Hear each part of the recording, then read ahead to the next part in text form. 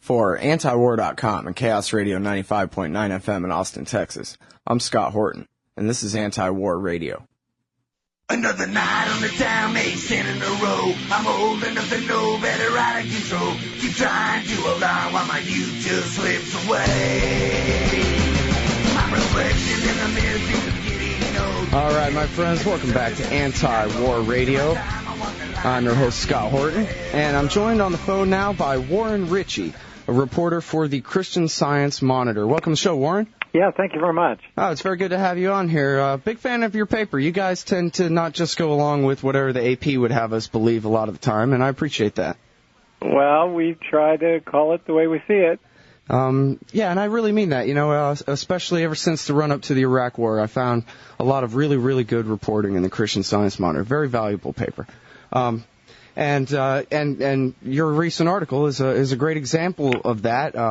My understanding is you've been in Miami from the beginning of the Padilla trial up until yesterday. Is that right? Yeah, that's right. I'm actually in Washington D.C. right now, but yeah, I have been in Miami covering the Padilla trial.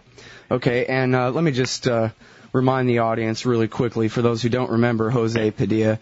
He was arrested in 2002 on a material witness warrant. John Ashcroft, live from Moscow, announced that he was an enemy combatant and had been turned over to the Navy. Turns out a judge in New York had demanded to see well, he wasn't accused, the witness, and rather than let the judge see him, they turned him over to the Navy. And then fast forward to just last year, I think it was, the beginning of last year, the end of 2005 maybe, the Supreme Court was about to hear his case, and legal experts agreed that the Supreme Court was probably going to rule that this guy had to get a trial in a civilian federal criminal court, just like anybody else, an American citizen arrested on American soil. So rather than fighting it in the Supreme Court, the administration decided to take his standing away in that case, and they did that by going ahead and indicting him in federal court for conspiracy to commit acts of terrorism and so forth. And he's now on trial in Miami for with two other defendants on terrorism charges. And apparently, correct me if I'm wrong, Mr. Richey from the Christian Science Monitor, but the original accusations that Jose Padilla was going to set off a radioactive dirty bomb and or blow up high-rise apartment complexes here in America, those charges do not appear anywhere in the indictment or in this case. Is that right? Well, that's right. And the charges in Miami aren't actual terrorism charges. They're material support and conspiracy charges. Now, that doesn't make much difference if he's convicted, because all of these three men, if they're convicted of all the charges, will face potential life in prison. But there is a difference between blowing up something and conspiring to blow something up. Now, the thing that's interesting about the Miami case is that it's primarily a material support case, meaning that they did something to help the alleged terror groups overseas to commit terrorism. And what they're alleged to have done is provide money and recruits and material to those organizations. In addition, and this is a really important part of this case, they're alleged to have conspired with these groups to commit murder and to maim people and to kidnap people through those violent acts overseas.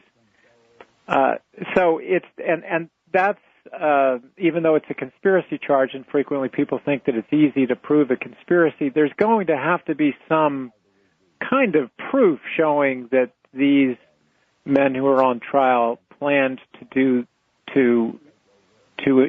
participate in those violent activities. Mm-hmm. I'm no legal expert at all. I haven't been trained in a single day of law school. But when I read the Padilla indictment, and it's been since it came out, since I've read it, but when I read it, the impression I got was, oh, so these guys knew a guy who went and fought in the Holy War in Chechnya or something? Is that basically what this case amounts to, is some degrees of separation between somebody who did something and somebody who knew him? Well, let me back up a little and answer something that you asked earlier. One of the reasons you don't see, initially everyone knows Jose Padilla as the so-called dirty bomber, the guy who was plotting with Al-Qaeda to detonate a radiological bomb somewhere in the United States. Those allegations aren't in any court filing. They're not in this case, not because people in the government don't believe that that's what was going on. It's because of the way the U.S. government obtained that information. It was obtained from individuals who were in CIA black sites overseas through methods that have been less than clear. One of the sources of the information has alleged that he was tortured. In fact, maybe 3 of them have alleged that they were tortured, and that the information that they gave concerning Padilla was obtained under torture. Now, those are their allegations, and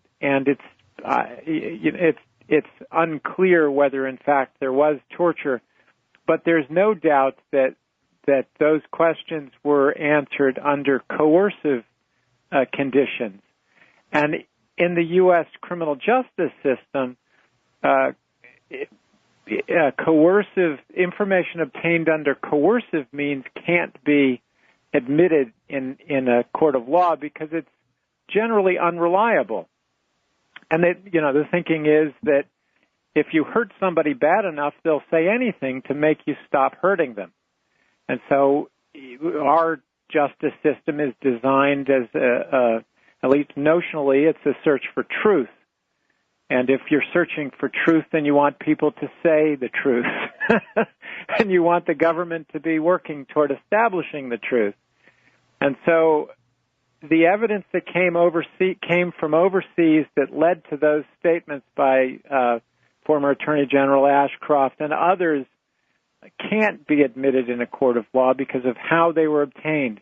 Now, in addition, there was information that was obtained from Mr. Padilla himself, and that was also obtained regardless of whether or not he has alleged that he was tortured while he was in military custody. And it's unclear at this point whether, in fact, he was or wasn't. But what is clear is that the conditions under which he was held and interrogated were coercive. And so those statements can't be admitted in court as well. So the government is left with the difficult task of having to cobble together a case with evidence obtained in other ways, evidence that's the kind of methods that we usually see in important cases in U.S. courts, and that's why the indictment is somewhat thin. Mm-hmm. Well, and I guess are we assuming then that it would be more substantial if they were allowed to use some of this other information, or you think that this is really all they have because the rest, if they got it under duress, it's probably not true anyway? Well, it depends. You could debate this.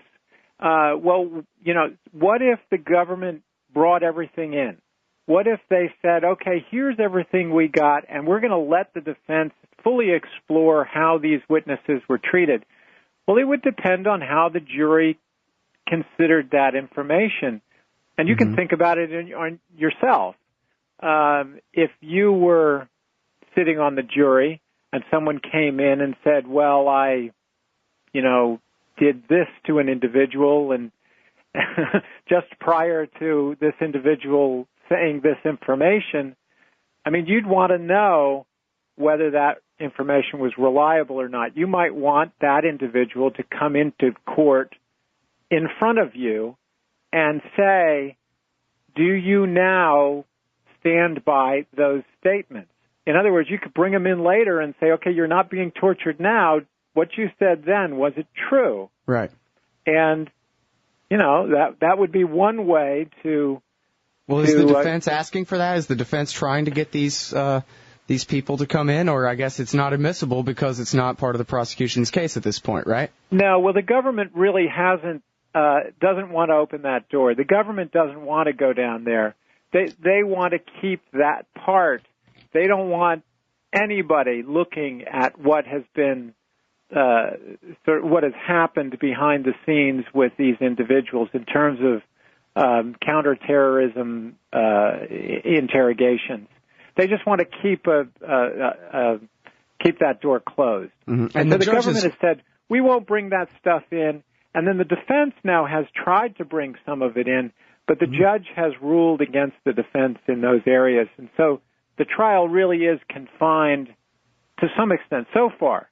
I mean, this is one reason to watch this case very closely, is to see if any of these doors open by anybody. If the government tries to bring some of this information, that'll be an important thing that should be watched very closely and reported on.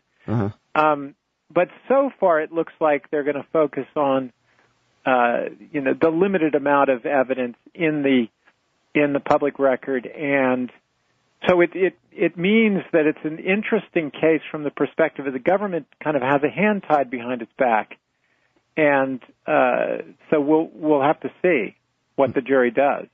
Right. Well, and as you say, the defense in a way does too. They've tried to get some of this information in, and I believe, as you said, the judge has ruled against them. My understanding was that the judge has said basically that anything that has to do with Padilla's custody or the time he spent held in the custody of the U.S. Navy, whether he was tortured or anything else, it has nothing to do with this case. Just because the Navy tortured him doesn't affect the Department of Justice's case here, and so the defense may not bring up any of that. That's right. And there is a counter-argument, of course, and the defense, one of the arguments that the defense makes is that that's not entirely true.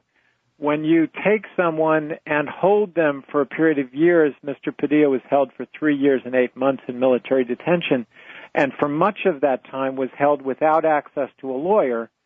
They say that because of that treatment, he has been unable to assist them fully in his defense, and so they're basically saying that their ability to defend him has been prejudiced by this pretrial detention without access to a lawyer, access to his family and others.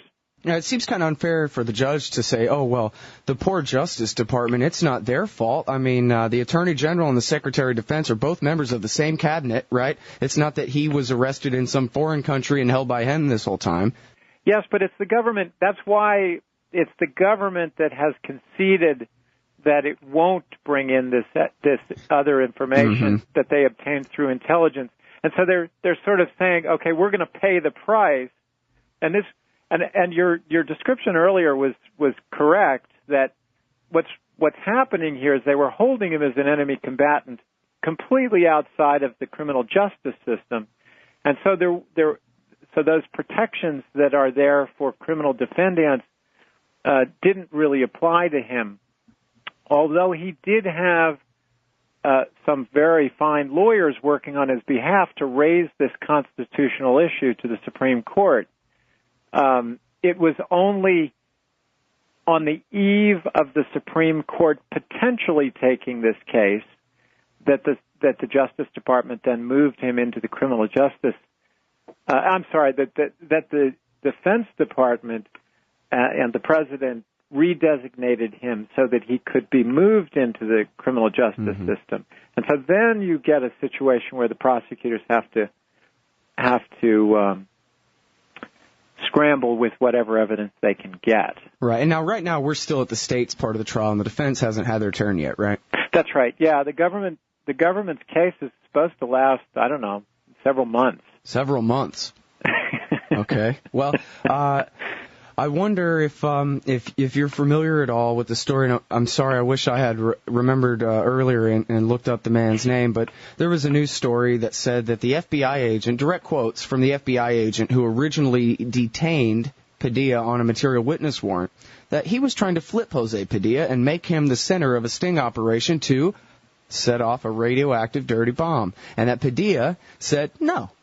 And then they decided he was an enemy combatant and turned him over to the Navy in the name of he was part of a plot to set off a dirty bomb. But there's direct quotes from the FBI agent who was originally handling the case who said, I didn't think he was a danger at all. I wanted to use him to set up a sting operation. Now, I haven't seen I've seen who those agents are and what they wrote, but I haven't seen those statements. But it sounds... I don't know that they wanted to set off the dirty bomb, but I do know that the agents, when they first approached Padilla at the airport... Oh, no, I'm sorry. I didn't mean to say that they wanted him to actually set off a bomb, but that they wanted him to set up a plot to set off a bomb, and then they would be heroes and make a bust and that sort of thing. Well, I think what they were doing, what they were interested in doing is if they could have flipped Padilla, so to speak, if they could have gotten Padilla to work with them, they would have used him to uncover the rest of the plot. Because remember, when Padilla comes into the country, the government thinks that there's an ongoing plot to detonate a dirty bomb or blow up apartment buildings. They don't know what's out there. They don't know who else is out there. They don't know that there aren't, like the 9/11 attack, that there might not be 10 other or 15 other people out there, and that all they need is Padilla to show up and then boom, another 9/11 happens. That they're operating. I mean, in fairness to the government, they don't know what they don't know. Mm-hmm. And so when he comes in, they sit him down, and it's really kind of a pretext because he comes into the country with something over $10,000 that he's carrying, and he'd reported about $8,000, and so they say, well, you violated the law because you didn't report the correct amount. When in fact, he wasn't, it doesn't seem like he was trying to sneak into the country with a huge amount of money. I mean, he had a lot of money, but he reported that he had a lot of money. Right. If he really is a terrorist coming into the country, $8,000 is, might be enough to do what he wants to do. But anyway, they sat him down and they wanted to gather as much information as they could, and they wanted to gauge whether or not he would be cooperative or not. And so they asked him a series of detailed questions. They already know that he's been overseas and where he's been, but they don't entirely know what he's up to. Mm-hmm. And so when they determined that he wasn't going to be cooperative, then they read him his rights, his Miranda rights, and they then used their material witness warrant to take him into custody. And, when they do that, a material witness warrant sounds very benign. It sounds, oh, well, they just want to hold him for the grand jury. But in fact, that's not how material witness warrants have been used in the war on terror. They've really been used as a mechanism to really frighten people into cooperating with the government. They want to show you that they can basically destroy your life. And if you want to cooperate, great. If you don't, well, then this is what you're going to face, because immediately he goes into the high security wing of the detention facility in New York. Strip searches and the whole thing. I mean, there's nothing subtle about any of this. It's you either help us or we're going to make your life very difficult. Mm-hmm. That's how it all started. That's quite a contrast. I mean, you have to admit, and I found the quote here. I didn't want to arrest him, said Special Agent Russell Fincher. I needed his cooperation. He said the agency had hoped Padilla could provide information about an al-Qaeda plot to detonate a radioactive device, or so-called dirty bomb, on U.S. soil, and needed an insider. So from I didn't want to arrest him, I thought that he was could probably be useful and wasn't so dangerous that we could use him in a sting operation. To go from there to this guy is so dangerous that he doesn't get a trial, we turn him over to the Navy, is I think that's pretty shocking, particularly when the fact that, quote, I didn't want to arrest him doesn't come out until July 2006. After this guy's been in custody, being, as we now know, under the no-touch torture expertise of the CIA and the military while he was in the brig there. This is an American citizen arrested unarmed on American soil. They wanted to use him as a snitch. Well, yeah, they wanted him to identify who else was in the country because they thought there was an ongoing plot to that there was a weapon of mass destruction, or there soon might be a weapon of mass destruction, that there were others who might be even more capable than Padilla to carry it out. And so they were operating under the assumption that there was an ongoing plot. Now, well, and apparently they were also operating under the assumption that this guy's not so dangerous that we can't let him out on the street. Oh, well, I'm not sure about that because remember they had another option. They didn't have to exercise the material witness warrant. They could have let him go. They could have said, well, okay, you didn't report this extra amount of money. We're going to let you slide this time, and then they keep him under surveillance.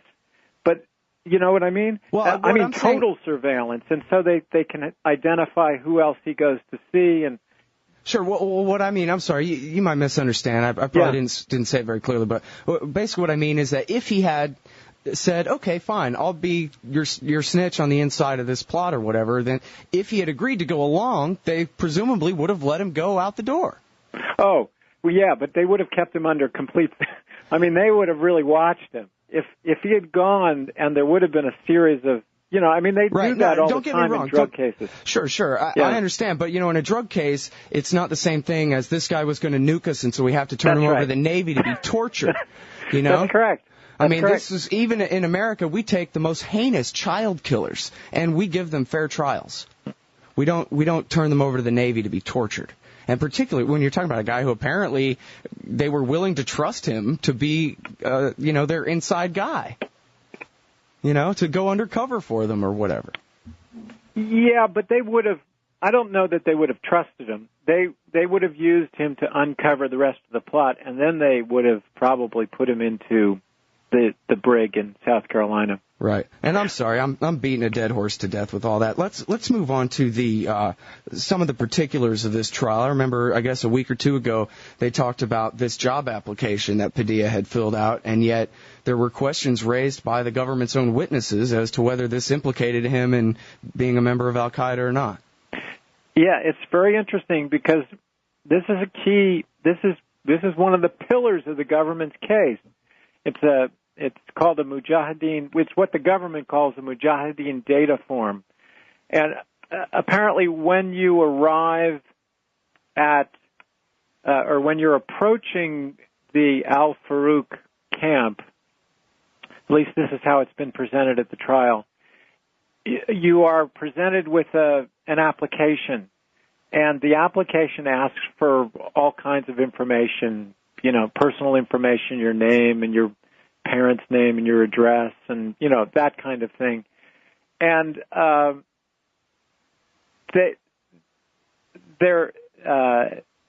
his name, it was filled out in a name that he was believed to be using at the time.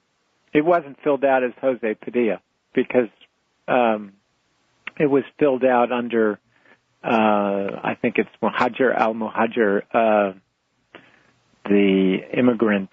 It was just a kind of a pseudonym that he was using at the time. Mm-hmm.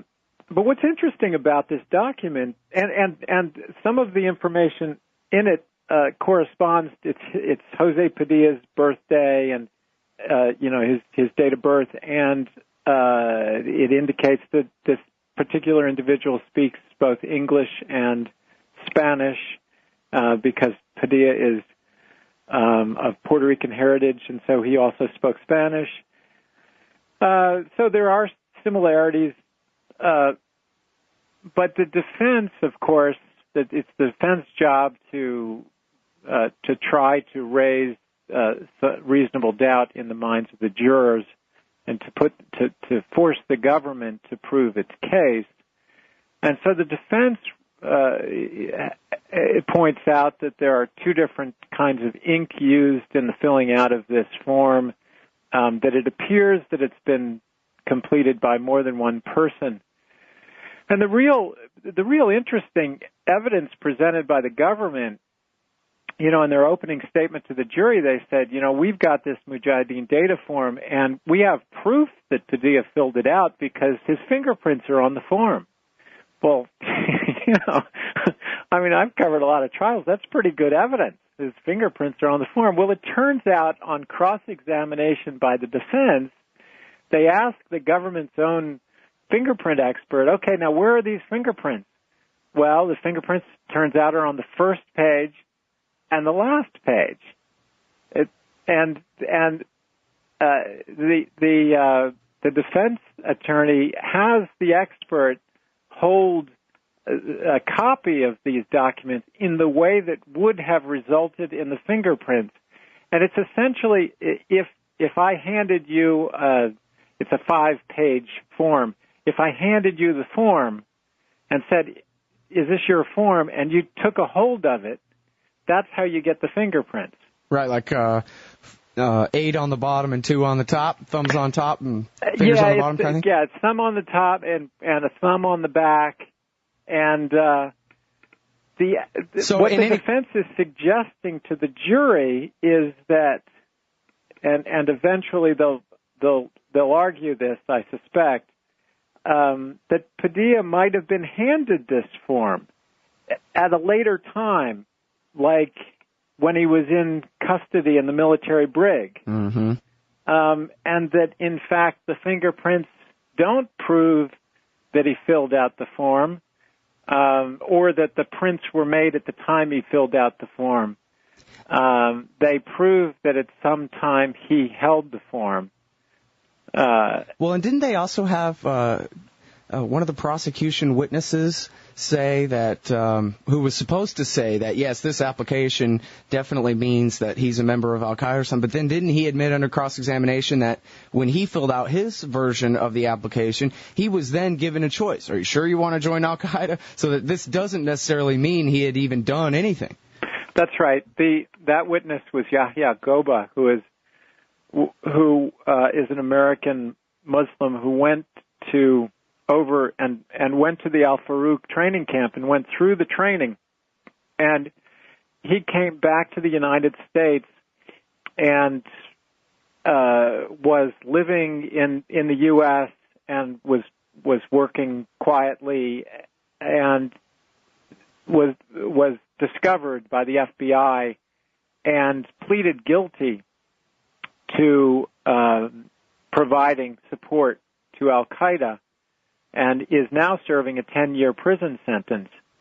And so he's cooperating to reduce his sentence. And as part of his cooperation, he's agreed to go to various trials and testify about his experiences. And so, yeah, he testified that he filled out a similar form just before he went into the Al Farouk camp. But the odd thing about his testimony is he said, oh, yeah, but everything I put on that form, with a few exceptions, was false information. And he said he had been advised to do that to protect himself. And so it raised questions about the importance of this form as a sort of document that would lead to operations with Al-Qaeda. Sounds pretty thin to me. Well, it's a lot of it depends on how the jury views this. The jury may completely accept the way the government is putting together its case, or the jury may completely be aligned with the defense, or, which is most likely, the jury at this point is somewhat conflicted, because there's some evidence going one way and there's some evidence going the other way, and there is a lot of kind of murky.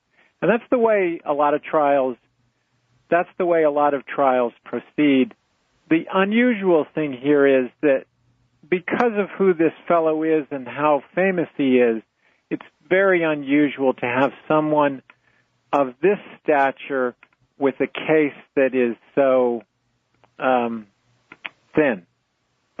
Yeah, right. The biggest announcement in the world followed by the thinnest prosecution you could imagine. That's what it seems like. Yeah, what it points up is the difficulty of pursuing the war on terror and an emphasis on gathering intelligence on one hand, and on the other hand, wanting to use the criminal justice system to prosecute some of these individuals, because those two goals don't always work together. And so if they had, from the beginning, if they had taken him into custody and given him a lawyer from the start, and then after giving him Miranda warnings and access to a lawyer, and then questioned him, and then obtained statements from him, they could use those statements in court, and it would be a much stronger case. But because they went a different way, and I have to say, the government thought that there was an ongoing plot, and so these things weren't done just to do them. The government took this intelligence gathering approach because they thought the country was in peril. They wanted to save thousands of lives. Frequently, we look at these things as kind of a black and white, good guy, bad guy thing, but the government officials who were working on this case were doing what they were doing out of a sense that we were in peril as a country. Yeah, but Paul Wolfowitz, who was the Deputy Secretary of Defense at the time, said that didn't look to him like there was any plot beyond some, quote, fairly loose talk. Mm-hmm. Yeah. And, I mean, that's the guy who was basically in charge of holding this guy. There was. And, from the beginning, there were people who were saying this. This isn't what it appears. This isn't what it appears. But, after the fact, you can sort of see it and put it into perspective. But as it's going on, if it's your responsibility, and I don't mean to defend, I'm just trying to describe. No, you're a reporter. You're doing a great job. And I really appreciate your perspective here and making sure that we stay on point here and don't just get after, condemning John Ashcroft or whatever, but get to the truth here. I want the truth. Okay, because what's going on here is, if it's my responsibility, I want to make sure that I'm not the guy who said, oh, we don't have to worry about this fellow, and then suddenly, boom, there's a mushroom cloud somewhere. And I mean, I don't want to give you the wrong idea. These guys were never talking about using nuclear weapons. They were talking about having an explosive device that would spread, radioactive material. Right. And it's much, much different. It's just not even in the same league. It's much more. Anyway, you get the idea. Here's but the point is, you don't want to be the one. You don't want to be the one, and particularly after 9/11, you don't want to be the one who's going to let somebody do something. And so a lot of officials are acting in abundance of caution. Now, where the debate begins is, okay, under those circumstances, then what do you do? How do you proceed? I go with the Bill of Rights. Is it appropriate? Yeah, exactly. Is it appropriate to sort of push aside those protections that have applied traditionally and go a different way, or should we? Anyway, that's where the debate is. Sure. Let me ask you this. I've gathered this impression from scant information, really, is why I need you to help me understand. It seems to me that the only reason these other two guys were indicted was so they could tack Padilla's indictment onto theirs and make believe that they had a real trial here. I'm reading in your most recent article that these two others had been under surveillance since 1993, and that the state had recorded hundreds of thousands of phone calls. Apparently, they didn't seem to think that these two were very dangerous for some extended period of time before finally indicting them. Were they just trying to cover and say, no, really, this is a real terrorism case, we promise, see, and so that they could try to make, bolster the case against Padilla? Well, no, I think it went the other way around. I think it was the other way. These two guys, Adham Hassoun and Kifa Jayusi, they're the co-defendants on trial with Padilla. There are some other co-defendants as well, but they're not in the country. They're fugitives. But these two guys were in government custody, and they had been under surveillance, it's true, since late 1993, because the government suspected they were connected to terrorists. And again, this is another example of the difficult intersection between intelligence gathering and law enforcement, because the operation against Hassoun and Jayusi was an intelligence gathering operation. They wanted to listen so that they could hear and be prepared if there was a bomb plot that was coming up or something else. So it was under a FISA warrant, not a regular warrant, not a regular criminal division warrant. Right? That's right. These were FISA intercepts. And as near as I can tell, they were, well, I mean, I can't tell. As the court has ruled that these FISA intercepts were legal. What I'm not clear about is what happened to the intercepts later during the Bush administration, when we know that there were some other procedures that were undertaken. I'm not sure that this case falls under those. You know what I'm talking about? Right. And just to let you know here, we're just under 2 minutes left. Okay. But at any rate, what happened is that these guys were under surveillance, and the government was considering, after the 9/11 attacks, the government then took Hassoun into custody and was considering what to do with him, whether to deport him or whether to charge him. And eventually the government got around to charging him. Now, when that situation we talked about earlier with the Supreme Court and Padilla came up, the government looked at its options, and one of its options was to, in a sense, to put him into the case with Hassoun, and that's what they did.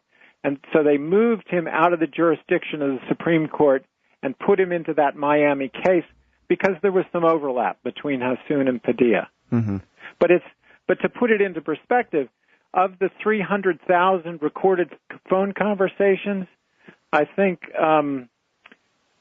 79 of the conversations that are contained in the government's case today came from Hassoun. 7 of those conversations involve a recording of Padilla's voice. That's out of 300,000 intercepted conversations. Mm-hmm. And you say in your article that 285,000 of these are being kept from the defense, where they might find Brady material. Yes, those conversations have not been summarized, and so because they've not been summarized, they're effectively out of the reach of the defense. Mm-hmm. All right. Well, I hope that you continue to cover this case and that we can bring you back to explain further developments over the months that it's apparently going to take to hold this trial.